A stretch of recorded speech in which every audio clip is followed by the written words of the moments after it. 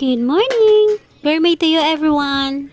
At dahil nga medyo natambak na aking mga tuyo dito ay gagawin ko ng paraan para hindi masira ng tuluyan. Medyo marami-rami na nga to kasi nung August nga ay nagpadala sa akin na aking kuya galing ng Jensa ng napakaraming tuyo at maraming salamat, ang sasarap naman talaga nila. Kaya lang hindi kasi pwedeng araw-arawin at baka tayo ay magka-UTI. At syempre ganito ako magtago ng pasalubong, talagang nagtatagal o diba mag-iisang taon na nga. Pero bago ko naman tinago yung parte ko, ay namigay na rin ako sa mga kapitbahay namin at namigay na rin ako sa mga driver. Sadyang hindi lang talaga ako nagkukonsume ito araw-araw para nga makaiwas sa UTI at dahil bawal nga talaga si Papa B sa mga maaalat. Kaya tinatago ko talaga para hindi siya laging na nakakakain, hindi siya laging na titempt na kumain ito. So, ayun nga, August, pinadalhan ako ng 4 na kilong toyo. Tapos pagdating naman ng December, umuwi ang pinsan ko. Nagdala na naman ulit siya ng toyo. Tapos umuwi din yung aming legend. Umuwi din siya ng Jensen. Nagdala din siya. May dala pa nga siyang mga dayok. Ngayon, syempre, napakarami nga. Syempre, tinabi ko lang. Di naman siya agad-agad masisira. Pero dahil nga, isa akong ina na hindi matahimik sa higaan, lagi nasa kusina. Kaya ito, naisipan ko tong gawin sa aking toyo. Mas masarap daw to. Ngayon, itatry ko siya. So, ayun nga, sa aking napanood kailangan ng maraming mantika. Mas maganda sana kung may olive oil ka. Kaya lang napakamahal naman nun. May olive oil ako pero kaunti lang. So, hindi ko lang ginamitan ng olive oil. Ang ginawa ko lang yung canola oil na aking ginamit. Oo nga pala, kayo din ba? Pag may galing ng probinsya, hinihingi nyo talagang pasalubong ang tuyo. Ewan ko ba, bakit kasi napakasarap ng tuyo na to kahit na hindi naman talaga siya healthy?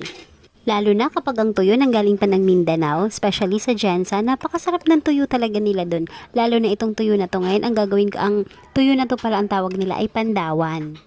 So, mabalik nga tayo sa proseso nito. Ngayon, maraming mantika. At dito sa mantika na to, dito ko na rin lulutuin yung mga pampalasa.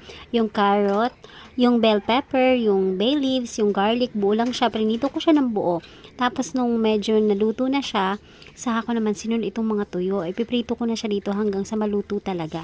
At nga pala, naglagay ako dyan ng konting vinegar, kaya nagbabaws yung mantika na yan. Tapos, naglagay din ako ng kaunting thyme kasi may nakita pa ako dito sa aking kusina para mas mabango pa. Tapos yung vinegar naman, ang purpose na ay pang kontra sa alat. Konting sugar na rin. At meron pa nga ako naka-ready dito ng mga olives, kaya nagdagdag na rin ako. Meron na kasi akong nakastock na olives saka pickles para naman yun sa aking Spanish sardines na gagawin sa susunod. Hindi pala ako nakakatsyempo ngayon ng murang bangus, kaya hindi pa ako nakakagawa.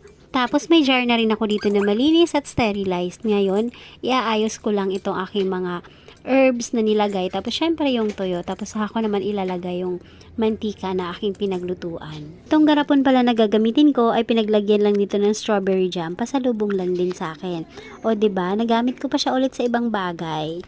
Ang bango-bango na nga nitong niluluto ko na to, pero pinipigilan ko talaga ang sarili ko na tikman kasi gusto ko siyang matikman kapag after 7 days na para nag-blend din na talaga yung flavor niya. At nga pala, hindi na ako masyadong nahirapan sa paggawa ng gourmet tuyo na to. Gawa ng yung ginamit kong tuyo ay pandawan nga, wala siyang kaliskis, tapos wala din siyang ulo.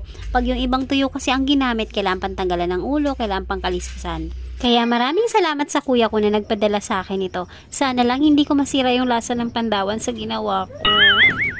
So paano, babalita ko lang sa inyo ang lasa nito after 7 days. Yun lang, salamat sa panonood. Bukas ulit!